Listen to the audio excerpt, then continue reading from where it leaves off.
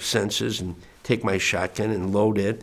And I'm thinking, man, this is this is real. This is 10,000 miles away from the little town of Krakow, Missouri, and here these people are chanting "Death to America."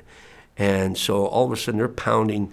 It's like somebody had taken a telephone pole outside and they're banging on the door. And I can remember the plaster coming from around the door. And so I radioed for assistance, and 3 other Marines came.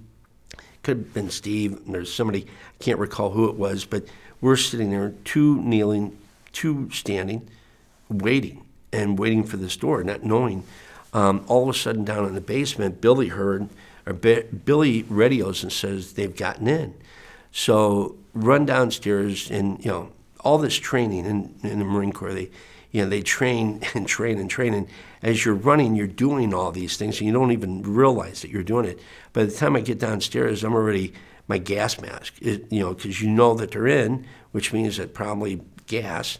I get downstairs, Billy's got his gas mask on, I've got mine, and he points down the corridor, and you see a bellow of smoke coming from one of the offices, and all of a sudden, the second thing I will never forget, and I will go to my grave, and I will tell every American, that morning is when the Islamic Republic of Iran bring 4 women in black chadors, and they used them as shields. I mean, it was incredible. They're right behind them. They're not pushing fast, very slowly, and here's Billy and I walking back very slowly, and our fingers on, sawed-off trigger, sawed-off shotgun, and here I am at the age of 22, and we're being screamed, don't fire, don't retaliate, help is on the way. We get to the steps, tear gas is popped, and all of a sudden they all flee the building. We go up, we get our stuff from the main post 1.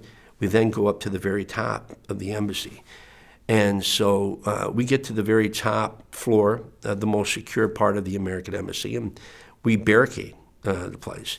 And, you can, you're still coughing from some of the tear gas, and all of a sudden now you're starting to see smoke come from underneath, because what they're doing is they're wadding up paper and they're burning to remove the gas from the atmosphere, but you don't realize it. You think that they're starting to burn the place, and then all of a sudden they start bringing people that could not make it in, because that morning, November 4th, when you closed the door, nobody was getting in and nobody was getting out. So if you didn't make it there in time, you were immediately taken, and they, put your arms behind your back and blindfold you and tie your hands up.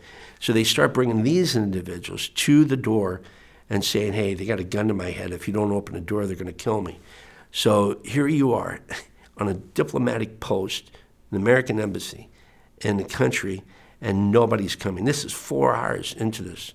And so that's why, again, I truly believe that day of November 4th is the day that the war on terrorism, the Islamic Republic of Iran, the mullahs are thugs, and the Revolutionary Guard terrorists, because they criticized what the Shah had done. But here they were doing not better, but worse.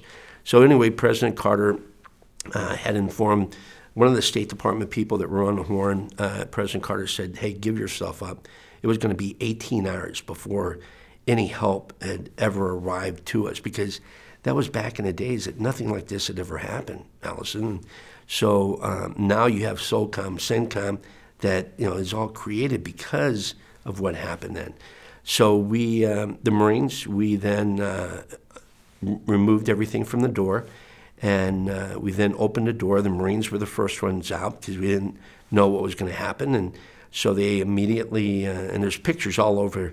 My granddaughter, Leila, she's 13, she's always showing me pictures of the things that were online, pictures of that morning. But I can remember being tied, arms in the back, and my blindfold, and it was misting that morning. And I can remember coming down, and I remember looking up, because the more I looked up, the more wet my blindfold became. But I could also look underneath and see the different images, and the images of people putting knives to people's heads, guns, and it was like you're in a zoo, and you're at a petting zoo, and here you were, we were the animals, and here they were taking us. And there was just a lot of, for them, excitement, but for us, concern. You mentioned being with the having breakfast and such with people from the consulate, who were the three?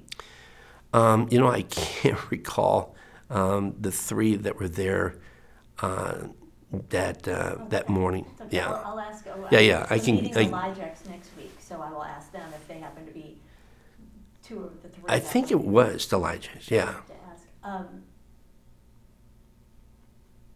President Carter, the State Department, they said, give yourselves up. Yeah. Was the thinking,